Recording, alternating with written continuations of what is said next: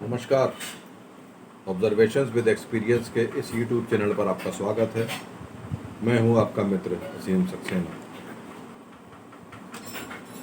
इतिहास की घटनाओं से सबक लेते हुए भविष्य की योजनाओं का गठन किया जाता है। उनके बारे में आविष्कार होता है, विचार विमर्श होता है, बहुत सारी चर्चाएं के बाद ये तय किया जाता है कि भविष्य के लिए कौन सी योजना सटीक होगी। उसके लिए सोशल मीडिया के ऊपर विचारों को फेंका जाता है, तरह तरह के कमेंट्स आते हैं, तरह तरह के विचार विमर्श होते हैं।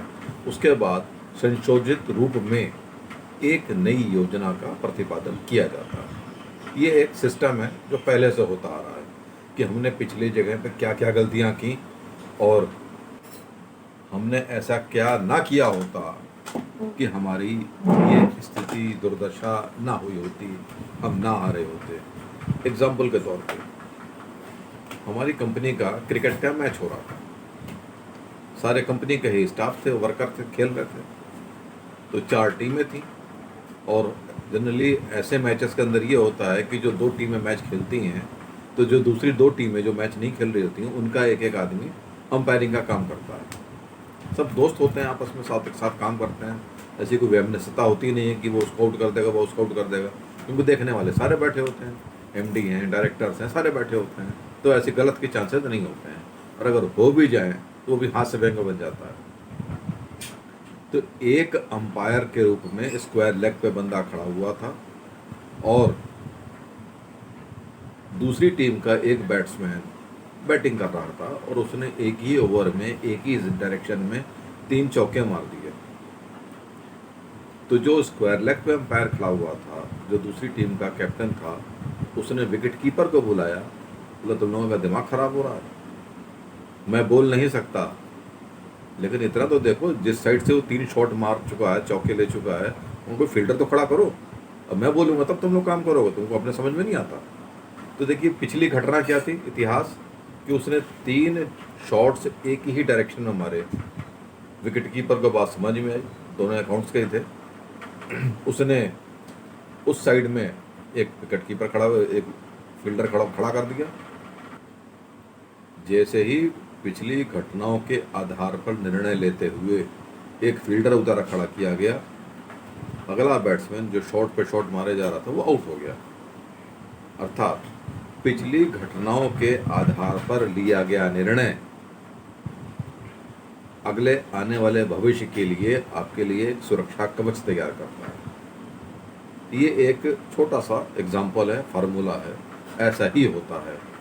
पिछले साल एग्ज़ाम में हमने कहाँ पे गलतियाँ की थी, इस साल हम उसको कवर कर लेते हैं। ड्राइविंग के टाइम पे, बारिश में जाते समय हमने कहाँ पे गलतियाँ की थी, हम नेक्स्ट टाइम पे वो गलतियाँ नहीं करेंगे। सड़क के किस एंड पे मोड़ने में क्या दिक्कतें आई थी, अगली बार हम वो गलतियाँ नहीं करेंगे। हम सीख लेते हैं, पिछली गलतियों से सुधार होता है। इन चीज़ों को ध्यान में रखते हुए नई नई योजनाएं बनाई जाती हैं। उनका स्वागत भी होता है और तिरस्कार भी होता है, दोनों ही चीज़ें होती हैं और होना आवश्यक भी है, क्योंकि हम डेमोक्रेटिक कंट्री हैं। अगर सारी हाँ में हाँ मान ले जाएंगे तो पता नहीं चलेगा क्या सही निकल गया, क्या गलत निकल गया। तिरस्कार होगा, आलतू फालतू ही सही, कुछ विचार तो आएंगे और उसमें से हो सकता है कोई विचार सही भी हो। आज समाज के अंदर रोजगार की स्थिति बहुत विकट है। रोजगार है ही नहीं। क्यों? क्या है नहीं? रोजगार तो हैं, लेकिन जिस कैटेगरी का या जिस प्रकार का रोजगार चाहिए वैसी शिक्षा नहीं है। शिक्षा में लोग पढ़ के तो आ रहे हैं, लेकिन पढ़ाया वो जा रहा है जिसके प्रति रोजगार नहीं है। यानी फील्डिंग वो वाले सेट की जा रही है जिसकी बॉलिंग नहीं हो रही है, तो तालमेल नहीं बन रहा है। शिक्षा का रोजगार के साथ कोई तालमेल नहीं है। लोग पढ़ के निकल रहे हैं और उनको पता है कि रोजगार नहीं मिलना है। जब रोजगार नहीं मिलना है तो उन्होंने सड़क के ऊपर उद्दंडता करनी है, धरने पर बैठना है।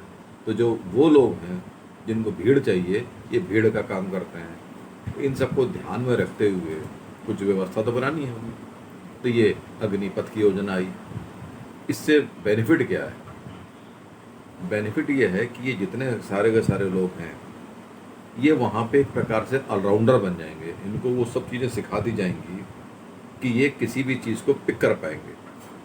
कॉरपोरेट सेक्टर प्राइवेट सेक्टर जो है उसके अंदर रोज़गार की कोई कमी नहीं है, बंदे ही नहीं हैं। हमको बंदा चाहिए, बंदा अवेलेबल नहीं है। क्यों? जो काम हमको करवाना है वो काम सीखा हुआ बंदा ही नहीं, उस काम को सिखाने वाली कोई संस्था ही नहीं है।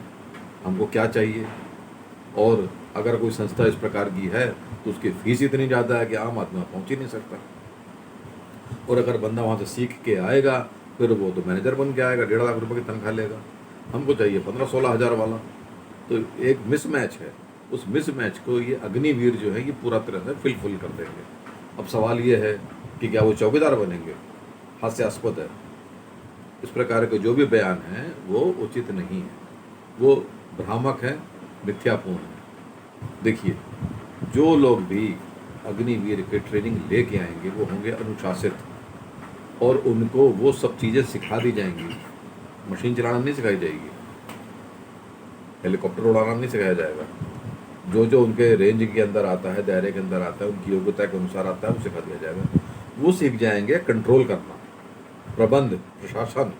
और इनका प्राइवेट सेक्टर के अंदर बहुत बड़ा योगदान है। जैसे हर ऑफिस के अंदर एडमिनिस्ट्रेशन की एक कुर्सी होती है, उसके अंदर एक तो सीनियर आदमी होता है, एक जूनियर होता है। जनरेटर की मेंटेनेंस है, सिक्योरिटी है, स्वीपर्स हैं, केयर टेकिंग है, कौन कौन सी मशीनें बनने के लिए गई हैं, क्या क्या बन के आई हैं। ऐसे 50 काम होते हैं जिसको सुपरवाइज करने के लिए एक आदमी चाहिए होता है। तो इस प्रकार के जितने भी अग्निवीर हैं ये आते के साथ सीधे उसी जॉब पे जाएंगे। सप्लाई चेन, ट्रांसपोर्ट, लॉजिस्टिक्स, हर जगह कंट्रोल करने वाले आदमी चाहिए जो अनुशासित हों, गड़बड़ ना हो, माल को पूरा लदवाएं और वहाँ पूरा उतरवाएं लोडिंग अनलोडिंग पॉइंट के ऊपर। इस प्रकार के अनेकों काम होते हैं जहाँ पे इस प्रकार की आवश्यकताएं हैं रोज़गार की, जहाँ पे हमारे पास बंदे नहीं होते हैं, हमको कंप्रोमाइज़ करना पड़ता है। या तो कोई गलत आदमी आ जाता है या कोई चोर आ जाता है, तो उससे बड़ी दिक्कतें होती हैं। कॉर्पोरेट सेक्टर के अंदर, प्राइवेट सेक्टर के अंदर मालिकों को बड़ा नुकसान उठाना पड़ता है। इंश्योरेंस कंपनी से भागदौड़ करो, उसके लिए एक अलग सा बंदा रखो, तो मतलब के काम छोड़ो कि हम फालतू के कामों में ज़्यादा इन्वेस्टमेंट करते हैं, खर्चे करते हैं। फिर इंश्योरेंस वाले को पकड़ कर रखो, उनके साथ दिक्कतें ना हो, उनके साथ एक गुड्डी गुड्डी बना कर रखो। तो मेरे विचार से अग्निवीर की जो योजना है आने वाले भविष्य का एक अच्छा सुखद मार्ग है रोज़गार का। और ऐसे हर उस क्षेत्र के अंदर जहाँ पे आज प्राइवेट सेक्टर वाले कंप्रोमाइज़ करते हैं, चलो कोई नहीं मिला तो इसी को लगा दो, अब वो उसके काबिल नहीं है। तो जो एक प्रबंध सीख के आया हुआ होगा, प्रबंध क्या होता है? अनुशासन, अनुशासन में रहना और दूसरे को अनुशासन में रखते हुए काम करवा लेना, यही तो प्रबंध है। और जब आपको तरीके पता है कि कैसे काम क्या होना है तो वो काम हो जाता है। तो जितने भी ये योजनाएं आई हैं पढ़े लिखों ने ही बनाई हैं, समझदारों ने बनाई हैं। जो इसके अगेंस्ट में बोल रहे हैं उनकी भी एक ड्यूटी है, वो भी ईश्वर की मर्जी के बिना थोड़ी बोल पाएंगे। और जो कुछ भी इस सृष्टि के अंदर होता है वो ईश्वर की मर्जी से होता है। तो जो कुछ भी वो बोल रहे हैं वो आवश्यक है, क्योंकि उनके बोलने से ये पता चलता है कि अब इनके लिए भी कोई योजना बनानी पड़ेगी। जिसको पता ही नहीं है लेकिन वो धरने पर बैठा है, उसको भी कुछ चाहिए। तो आने वाले समय में ऐसी हो सकता है और कोई योजना भी आ जाए। फिलहाल ये योजना अच्छी लग रही है और प्राइवेट सेक्टर के लिए ये एक वरदान साबित होना चाहिए। यहाँ तक देखने के लिए बहुत बहुत शुक्रिया। अगर आपको वीडियो पसंद किया है, आपने पूरा देखा है तो लाइक करें, शेयर करें, सब्सक्राइब करें। आपका दिन शुभ हो। नमस्कार।